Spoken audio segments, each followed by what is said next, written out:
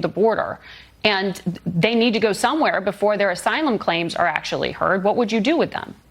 They don't need to be incarcerated. They can, if they're given a lawyer and given a process, they will follow it. It goes without saying that functioning societies don't operate like this. Countries that care about their people enforce their own laws. Our leaders are decadent and narcissistic. They care only about themselves. They will never defend our nation. That's obvious, and the rest of the world knows it. The American piñata has been getting pummeled for decades, and now it has finally come apart. Our national wealth is up for grabs by whomever gets here first, and they are coming.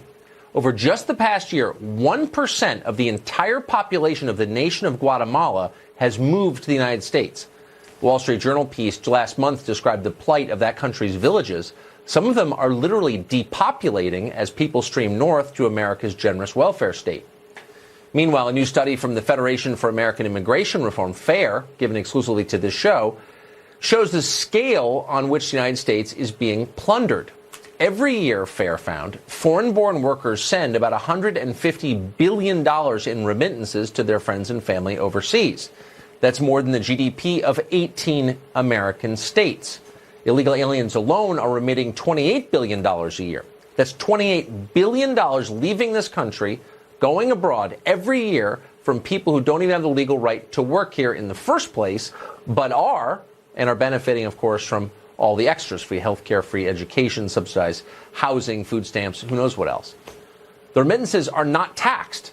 In the case of illegal immigrants working under the table, their original earnings have never been taxed either. So this is a disaster, but it's not a natural disaster. We could have prevented it. With a wall, mandatory E-Verify, remittance taxes, an efficient deportation process, you could easily fix this crisis. It wouldn't take much. It's not fixed because Congress doesn't want to fix it. Just today, HUD Secretary Ben Carlson faced a hostile reception on Capitol Hill. Why? Because he dared to suggest that illegal aliens should be ineligible for public housing. Watch this exchange with Congresswoman Carol Maloney of New York. Mr. Secretary, the